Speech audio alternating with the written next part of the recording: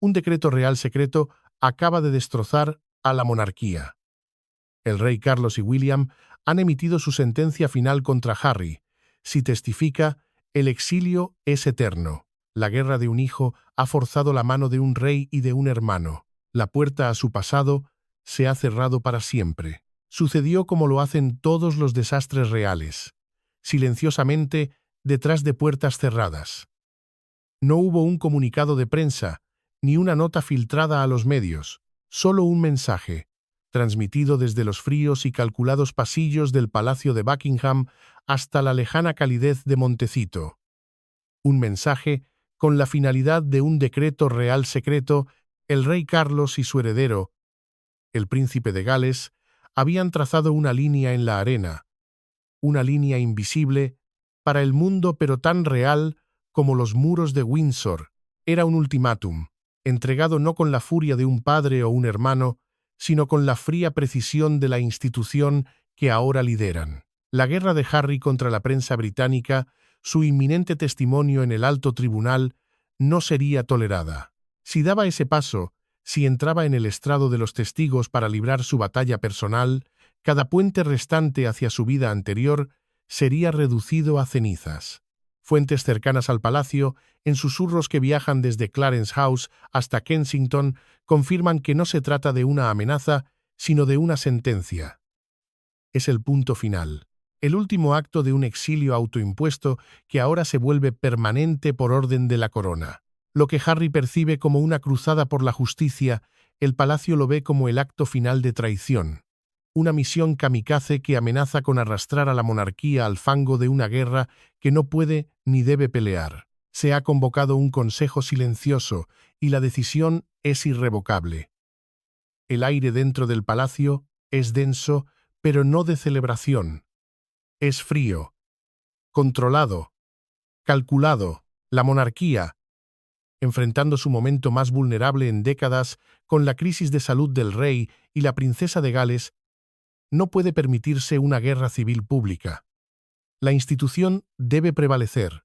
El ultimátum no fue solo una decisión estratégica, fue un acto de autopreservación, uno que la monarquía tenía demasiado miedo de hacer hasta ahora. Para el rey, es una dolorosa repetición de la historia, una elección forzada entre el deber y la familia, una herida que creía haber cerrado. Para William, el guardián del futuro, es una traición imperdonable que debilita la misma corona que está destinado a heredar. La decisión fue unánime, un voto susurrado en los salones de poder que selló el destino de Harry.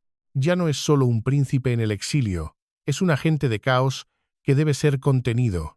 La corona ha hablado y su palabra es ley. Para comprender la magnitud de la apuesta de Harry, hay que entender la naturaleza del campo de batalla.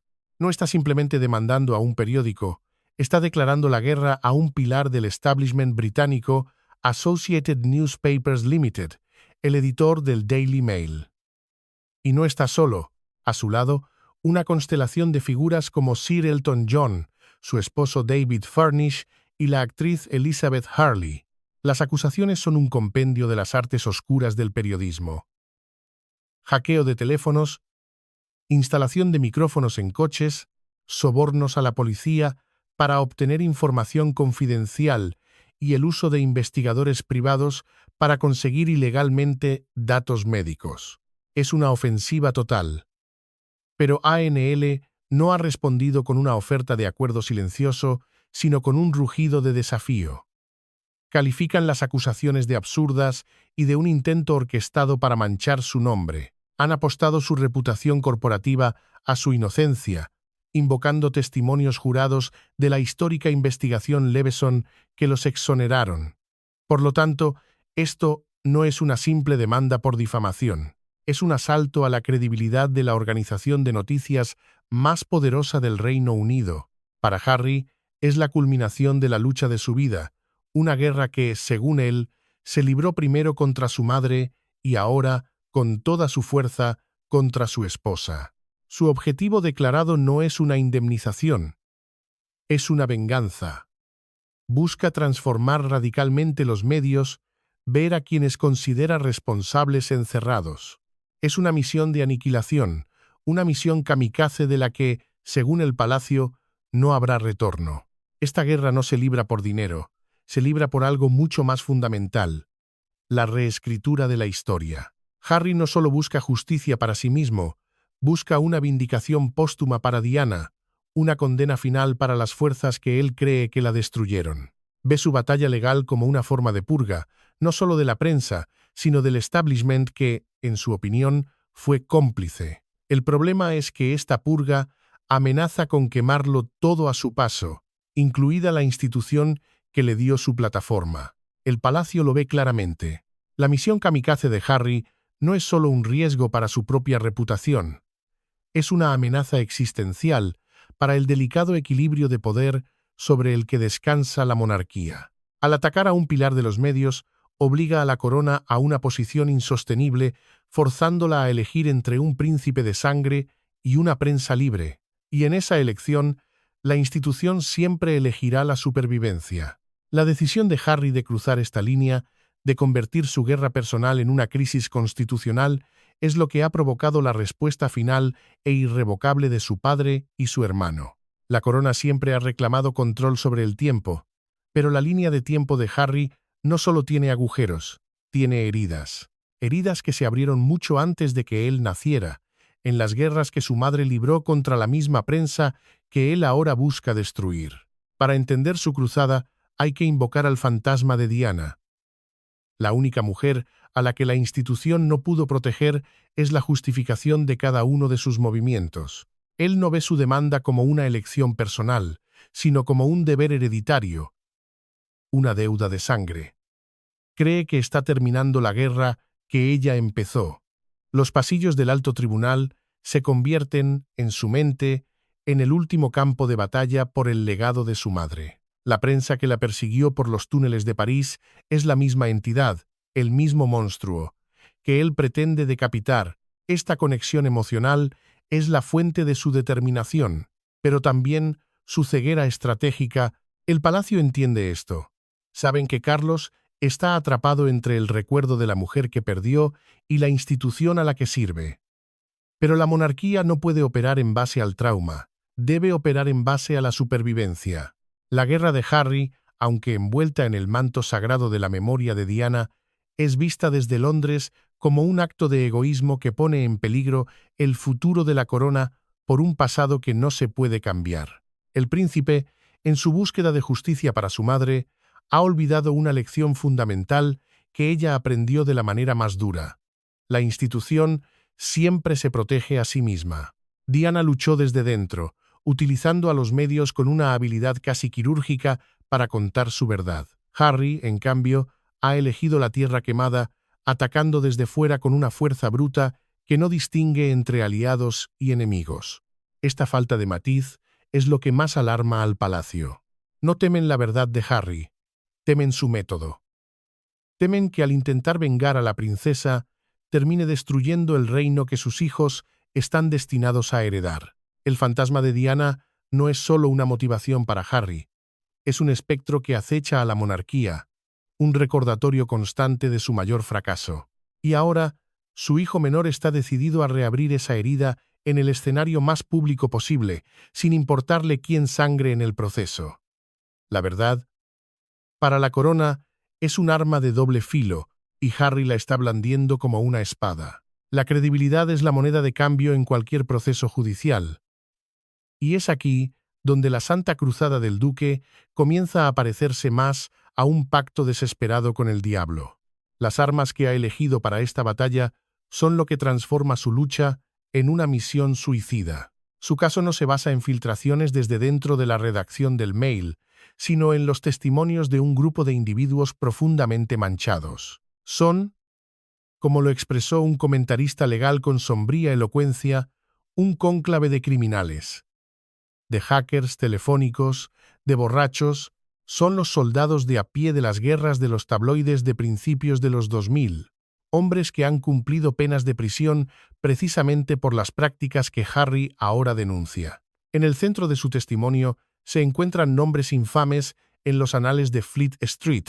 El investigador privado Glenn Mulcaire, cuyo hackeo de los buzones de voz de la familia real para el News of the World, destapó el escándalo original y lo llevó a la cárcel. Otro investigador, Gavin Burrows, que ha admitido haber puesto a Harry en su punto de mira cuando era joven.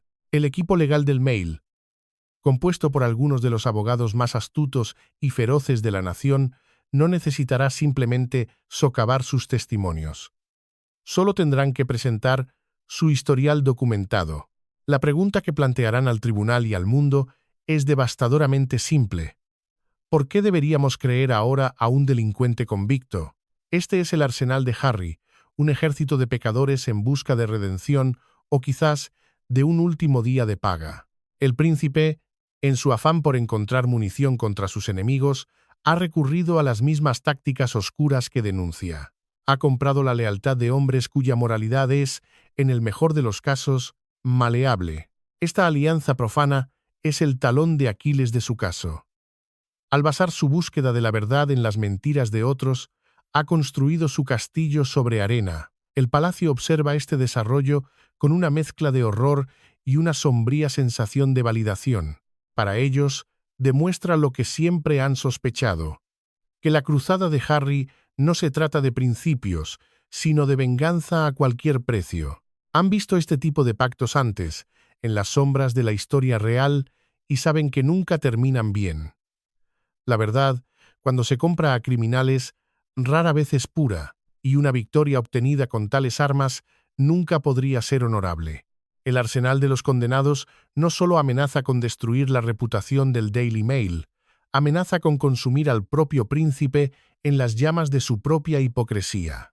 El problema con un caso construido sobre los cimientos de testimonios comprados es que esos cimientos pueden derrumbarse, y ya lo están haciendo. Antes incluso de que el juicio comenzara formalmente, ocurrió un giro devastador. Gavin Burrows, un testigo crucial, se retractó por completo de su propio testimonio. Presentó una nueva declaración jurada afirmando que su testimonio inicial, vital para el caso de los demandantes, era un fraude y que su firma había sido falsificada sin su conocimiento. Traicionó al mismo equipo legal que lo utilizaba como prueba, abriendo un agujero masivo en la base de su argumentación. Fue un golpe demoledor para David Sherborne, el extravagante abogado que representa a Harry. Informes de las audiencias preliminares ya sugerían que el juez que preside el caso estaba perdiendo la paciencia con la preparación y presentación de Sherborne. El colapso de un testigo clave solo profundiza la sensación de que el caso es, como lo describió un experto legal, un desastre absoluto. Esta es la precaria estructura sobre la que el príncipe Harry está apostando toda su reputación. Un edificio que parece desmoronarse antes de que se haya colocado la primera piedra. El silencio desde el palacio es ensordecedor. No hay sorpresa, solo la sombría confirmación de lo que ya sabían. La cruzada de Harry no es solo imprudente, sino que está fatalmente mal concebida. La noticia de la retractación de Burrows se extendió por los círculos legales de Londres como un veneno lento. No fue una simple complicación procesal, fue una humillación pública. Demostró que el arsenal de los condenados de Harry era inestable y propenso a la autodestrucción. La traición de Burrows no fue un acto de conciencia, sino un cálculo frío. Alguien, en algún lugar, le había hecho una oferta mejor. Esto revela la verdadera naturaleza del submundo en el que Harry ha elegido luchar su guerra. Es un mercado de almas donde la lealtad se vende al mejor postor y la verdad es una mercancía. El príncipe, criado en un mundo de deber y protocolo, parece trágicamente ingenuo ante la brutalidad de este nuevo campo de batalla. Su equipo legal ahora se apresura a contener los daños, pero la primera grieta en la armadura es visible para todos. Y en una batalla de percepción, una sola grieta puede ser fatal. La confianza, una vez rota, es casi imposible de restaurar. Y la confianza en el caso de Harry se está evaporando rápidamente. Mientras el drama se desarrolla en el alto tribunal, otro drama, mucho más trascendental, tiene lugar tras la estoica fachada del Palacio de Buckingham.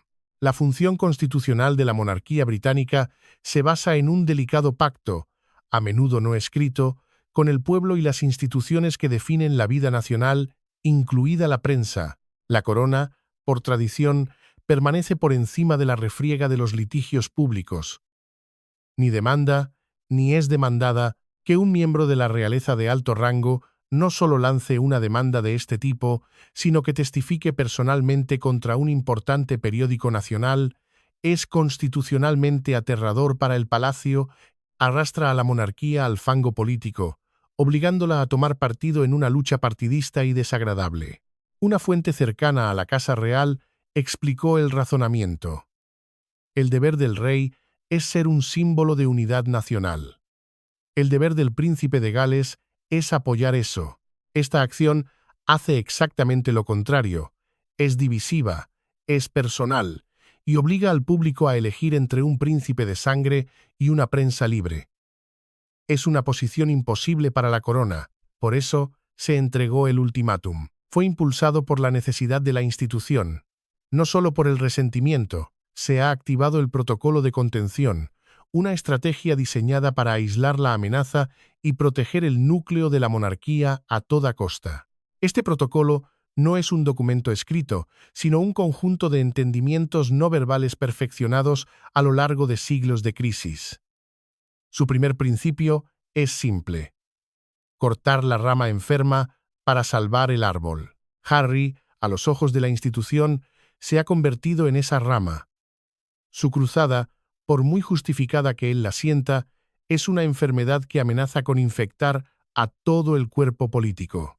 El protocolo de contención dicta que la comunicación debe cesar, las puertas deben cerrarse, el aislamiento debe ser total. El objetivo es hacer que el príncipe rebelde sea irrelevante.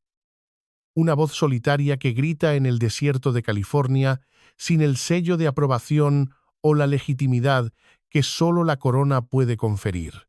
Es una estrategia brutal, pero para los guardianes de una monarquía milenaria es una necesidad clínica.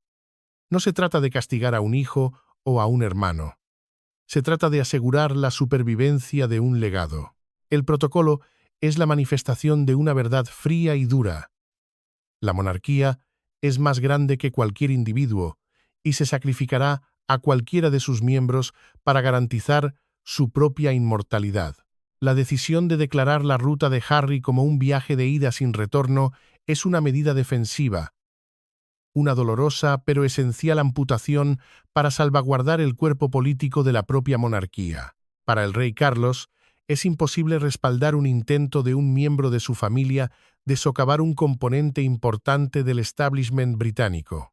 Para William, como heredero, el daño a largo plazo que esto causa a la mística y autoridad de la corona es incalculable. Él es quien heredará una monarquía fracturada por estas disputas públicas. Por lo tanto, la purga simbólica no es una elección, es una necesidad. Están optando por la estabilidad a largo plazo de una institución milenaria por encima de las turbulentas cruzadas de uno de los suyos. Para ellos, este juicio es el acto final de deslealtad, la prueba de que la agenda personal de Harry siempre tendrá prioridad sobre cualquier lealtad restante a su familia o al país al que sirven. No es una disputa familiar, es una violación del protocolo de la corona. El exilio de Harry ya no es una elección personal negociada en Sandringham. Es una condición impuesta, una jaula dorada cuyas paredes ahora son infranqueables. El príncipe ha sido borrado, no de la línea de sucesión, sino de la vida real. Esta amputación se llevó a cabo con precisión clínica. No hubo gritos ni confrontaciones públicas, solo el frío y silencioso movimiento de la maquinaria institucional. El nombre de Harry fue discretamente omitido de las comunicaciones internas. Las invitaciones a eventos futuros simplemente dejaron de llegar. Los canales de comunicación, que alguna vez fueron directos, ahora pasan por abogados y secretarios privados, un filtro deliberado diseñado para eliminar cualquier rastro de intimidad familiar. Es una muerte por 1000 cortes burocráticos. La corona no necesita desterrar a Harry a una torre, simplemente puede hacerlo invisible. Para Carlos, cada firma en un documento que refuerza este aislamiento es un recordatorio de su fracaso como padre, un eco de las difíciles decisiones que su propia madre tuvo que tomar. Para William, es un acto de deber ineludible. Está protegiendo el trono no solo de las amenazas externas, sino de la autodestrucción interna. La amputación es brutal. Pero en la lógica despiadada de la monarquía, es la única forma de detener la propagación de la infección y asegurar que la corona, herida pero intacta, pueda pasar a la siguiente generación. Todas las miradas se centran en el momento en que el príncipe Harry suba ao estrado. El mundo entero será testigo de un acto de teatro legal en su forma más pura. El duque de Sussex, un hombre que ha pasado los últimos 4 años construyendo meticulosamente su narrativa a través de entrevistas amigables y pulcras producciones de Netflix, se enfrentará a lo que nunca ha afrontado realmente. Un contrainterrogatorio riguroso, agresivo y forense, bajo juramento. Su existencia real, incluso en su exilio, lo protege de la oposición directa. Como observó un biógrafo, nadie le dice nunca: «Vamos, eso es una tontería». Bueno, en el estrado de los testigos, eso es exactamente lo que los abogados del Daily Mail harán durante horas. Su estrategia será despiadada. No solo atacarán los detalles de sus afirmaciones, lanzarán un asalto a gran escala contra su credibilidad personal. Sacarán a relucir cada discrepancia de su libro Spare, cada declaración contradictoria de sus apariciones televisivas. Intentarán pintarlo no como una víctima, sino como un narrador poco fiable, un hombre tan consumido por su odio a la prensa que está dispuesto a creer las palabras de criminales convictos y repetir sus fantasías como si fueran hechos. La presión será monumental. El mundo esperará a ver si el noble luchador por la verdad puede resistir el horno del contrainterrogatorio o si se desmorona. La Sala 76 del Alto Tribunal de Justicia no es un plató de televisión. No hay editores que puedan cortar las tomas incómodas ni entrevistadores elegidos cuidadosamente para hacer preguntas suaves. Es un crisol diseñado para quemar la falsedad y revelar la verdad desnuda. Los abogados que lo esperan son maestros en el arte de la deconstrucción psicológica. No solo cuestionarán sus recuerdos, cuestionarán sus motivos, su estado mental, su comprensión de la realidad. Cada pausa, cada vacilación, cada destello de ira será analizado y utilizado en su contra. Para un hombre acostumbrado a controlar su propia narrativa, esta pérdida total de control será una forma de tortura. Esta única actuación tiene el potencial de definir el resto de su vida. Si tiene éxito, será visto como un David que derrotó a Goliat. Si falla, su narrativa entera se derrumbará, y será recordado no como un reformador, sino como un hombre consumido por su propio resentimiento, cuya verdad no pudo resistir el escrutinio.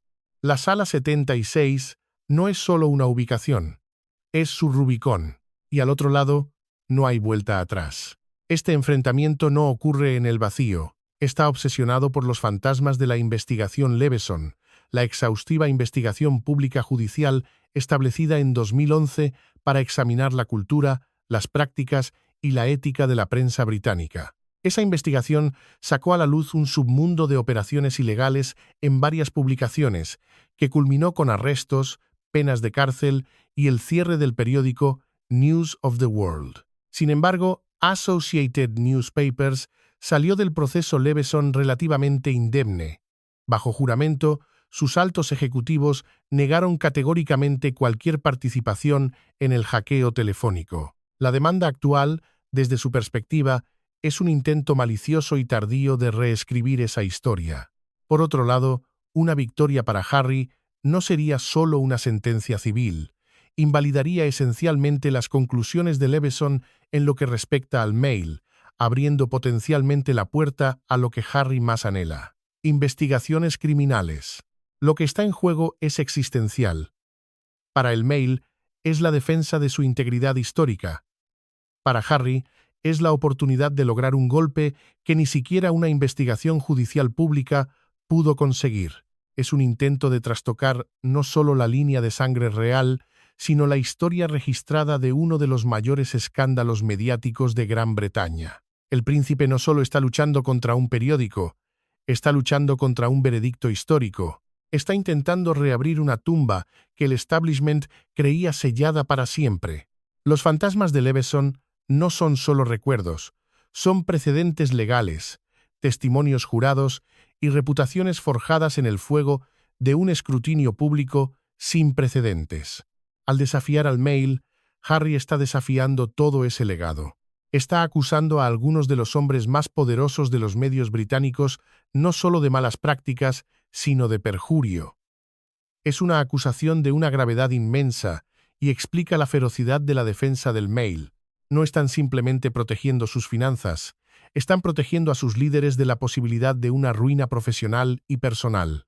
Esta dimensión histórica eleva la batalla de Harry de una disputa personal a un referéndum sobre la propia naturaleza de la verdad y el poder en Gran Bretaña. Es una apuesta audaz, casi temeraria, que busca redefinir los límites de la rendición de cuentas. Y al hacerlo, ha garantizado que, gane o pierda, la guerra dejará cicatrices permanentes en todas las instituciones involucradas. La participación de la baronesa Doreen Lawrence añade una capa de profunda complejidad moral a la situación. Su lucha de décadas por la justicia para su hijo asesinado, Stephen Lawrence, fue valientemente apoyada por el Daily Mail, en lo que se considera un pináculo del periodismo de campaña. Para el Mail, su decisión de unirse a este caso es una traición personal y terrible. Fuentes dentro del periódico sugieren que está siendo manipulada. Sus abogados, sin embargo, pintan una imagen diferente, afirmando que la baronesa está decepcionada de que el Mail no se haya disculpado y la haya obligado a ir a juicio. Esto revela una dinámica crucial. Para algunos demandantes, el objetivo podría haber sido un acuerdo silencioso y lucrativo, pero la negativa del Mail a ceder y su compromiso de luchar por principio han obligado a todos a un conflicto público que nadie puede ganar realmente. Los honorarios legales se acercan ya a los 50 millones de dólares. El punto de no retorno financiero se superó hace mucho tiempo. Ahora, lo único que queda por perder es la reputación. La batalla ha dejado de ser sobre la ley.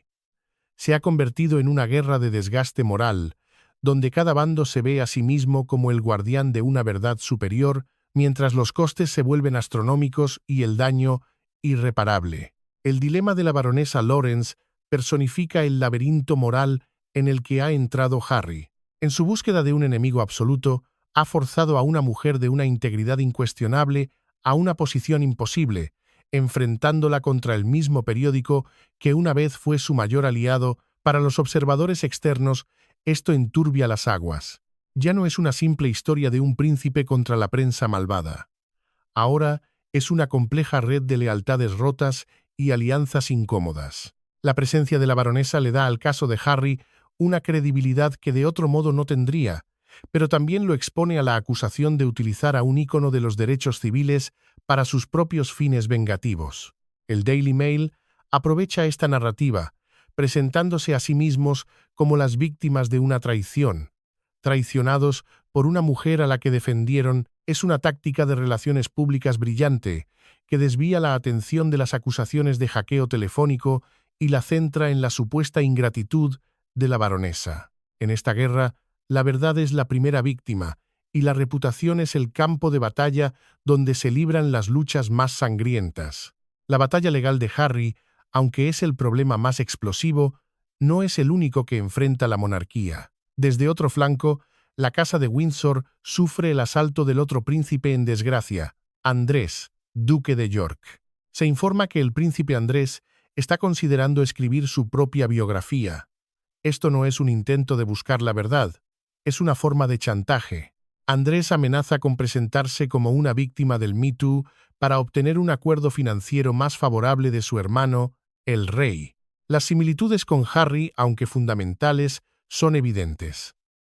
Ambos hijos están utilizando la amenaza de la exposición pública y el daño a la reputación como palanca para forzar concesiones de la corona. Esto revela el dilema fundamental que enfrenta el rey Carlos. ¿Cómo controlar los elementos rebeldes dentro de su propia familia que están dispuestos a utilizar su estatus real para su beneficio personal? Aunque Harry envuelve sus acciones en el lenguaje de la pureza moral y Andrés en el del victimismo indignado, el resultado final es el mismo: la erosión gradual de la autoridad y la dignidad de la monarquía. La institución se ve asediada desde dentro por su propia sangre, lo que demuestra que la corona puede protegerse de enemigos externos, pero es más vulnerable a las heridas autoinfligidas.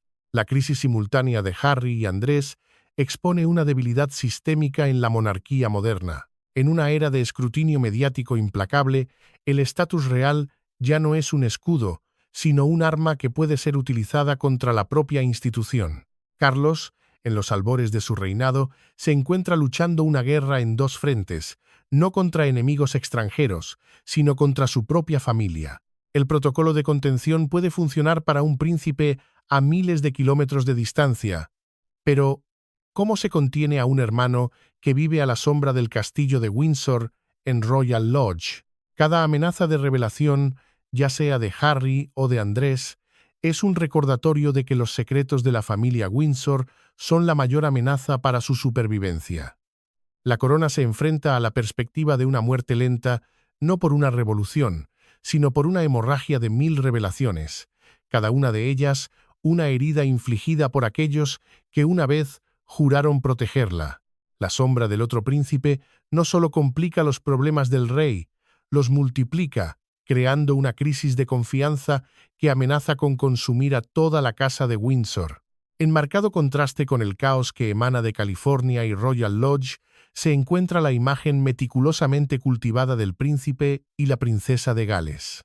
No es una coincidencia que un editor real bien conectado haya anunciado la publicación de una nueva biografía conjunta de la pareja, la primera en más de una década. Esto es un movimiento estratégico, un despliegue deliberado de relaciones públicas positivas. Se espera que sea una mirada favorable a su vida, una representación de deber, estabilidad y valores familiares, destinada a servir como un muro de contención contra las llamas de la controversia. Es la monarquía en su modo más defensivo y a la vez ofensivo, presentando su visión del futuro, una encarnación de la continuidad y la tradición, liderada por William y Catherine. Sin embargo, el temor crucial es si este libro también será utilizado como un vehículo para que el Palacio de Kensington informe en contra de Harry y Meghan, escalando así la disputa familiar de una guerra fría a una caliente, librada por delegación en las páginas de un bestseller. La nueva guardia no solo está protegiendo el fuerte, está construyendo sus propias fortificaciones y preparando sus propias armas para una larga guerra de percepciones. El libro es una declaración de intenciones. Es un mensaje para el público británico y para el mundo. Mientras los rebeldes queman puentes, los herederos los construyen. Cada fotografía cuidadosamente seleccionada, cada anécdota familiar, está diseñada para reforzar la imagen de una pareja unida, dedicada y, sobre todo, estable. Son el antídoto contra el veneno del escándalo. William y Catherine no están simplemente esperando su turno. Están consolidando activamente su poder, creando una corte paralela en Kensington que eclipsa cada vez más a la de Buckingham. Su popularidad es su mayor activo, y lo saben. La biografía es solo una herramienta más en su arsenal, una forma de solidificar su narrativa antes de que otros puedan definirla por ellos. Es un juego de ajedrez a largo plazo, y los Gales están demostrando ser jugadores mucho más astutos de lo que muchos habían anticipado. No necesitan gritar su lealtad a la corona, la demuestran en silencio, a través de sus acciones, creando un contraste devastador con el ruido que viene del otro lado del Atlántico. Si Harry tiene éxito en el tribunal, la historia lo registrará como una victoria pírrica. Podría dañar al Daily Mail, pero se habría alienado irreversiblemente de su familia y de una parte sustancial del público británico. El futuro que enfrentará será uno en el que estará solo, con los puentes reales reducidos a cenizas. Si fracasa, las consecuencias son casi demasiado terribles para contemplarlas. Su credibilidad quedará totalmente destruida. Se le colgará la reputación de mentiroso o, peor aún, de un tonto engañado por criminales. Cada una de sus futuras declaraciones será desestimada como el desvarío de un personaje desacreditado. La conclusión de su campaña sería irredimible y catastrófica.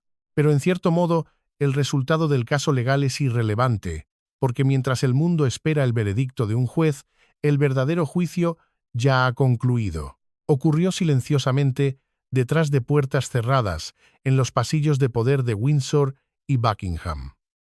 Aunque el tribunal tarde meses en emitir un veredicto, los jueces de la Casa de Windsor ya han emitido el suyo. El testimonio de Harry, cuando ocurra, no será solo una prueba en un caso legal. Será su proclamación definitiva e inmutable de quién es y dónde residen sus lealtades. Y la corona ya ha escuchado suficiente. La línea en la arena, trazada por un rey y su heredero, no era una advertencia, era una frontera. Al elegir cruzarla, Harry no solo eligió una batalla, eligió un destino separado de su familia, de su país y de la institución que nació para servir. La puerta está cerrada, el cerrojo está echado y no hay llave. No importa el resultado, no hay vuelta atrás, la amputación fue exitosa, el elemento rebelde ha sido aislado, la monarquía ha sido protegida, pero su paz ha sido rota y en el silencio que sigue, una verdad persiste. No todas las heridas están destinadas a sanar. El príncipe que fue a la guerra para vengar el pasado de su madre ha sacrificado su propio futuro. Ha cambiado un reino por un campo de batalla. Y en esa tierra quemada, nada puede volver a crecer.